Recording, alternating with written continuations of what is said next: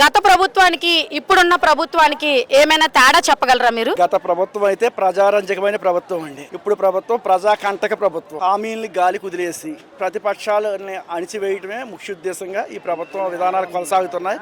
అరాచక విధానాలతో అన్యాయంగా ప్రతిపక్షాల గొంతు నొక్కి ప్రశ్నించే వారిని లోపల నెట్టి ఈ ప్రభుత్వం అరాచకత్వాన్ని కొనసాగిస్తుంది. మళ్ళీ జగన్మోహన్ రెడ్డి గారి ప్రభుత్వాన్ని ప్రజలు గుర్తుకు తెచ్చేలా ఈ ఇప్పుడు ప్రభుత్వం ప్రవర్తిస్తుంది. అలాగే పవన్ కళ్యాణ్ గారు తొక్కిపట్టి నారతీస్తా అనే వ్యాఖ్యలు చేశారు కదా, దాని మీద మీరే అంటారు? అసలు అభిప్రాయం చెప్పండి. వాళ్ళు అధికారంలో ఉన్నారు కాబట్టి ఏమన్నా మాట్లాడొచ్చు. అదే ప్రతిపక్షంలో ఉండి ఎవరైనా నాయకులు మాట్లాడితే మాత్రం వెంటనే వాళ్ళ మీద కేసులు పెట్టి వాళ్ళని అడగదొక్కుతారు. కానీ వాళ్ళు ఏమన్నా మాట్లాడొచ్చు అండి. ఉప ముఖ్యమంత్రి స్థాయిలో ఉండి కూడా ఆ వ్యక్తి అలా మాట్లాడటం చాలా దారుణమైన విషయం.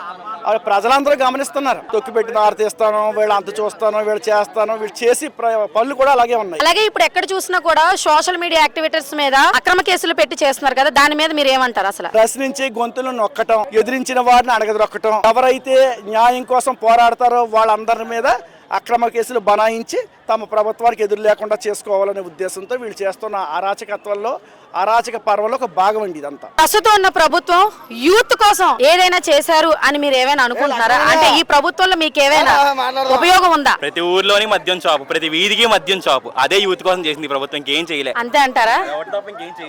అంటే గత ప్రభుత్వంలో కూడా మద్యం షాపులు ఉన్నాయి కదా, ఎన్ని లేవు కదా? వీధికి ఒకటా? మా వీధిలో ఒకటి, పక్క వీధిలో ఒకటి, ఎన్ని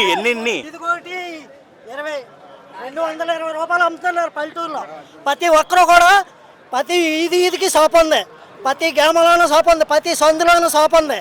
ఏ సందులో అయినా 220 రూపాయలు రేట్లు తగ్గిస్తామని గగనంగా పెంచేసి దోచుకుంటున్నారు.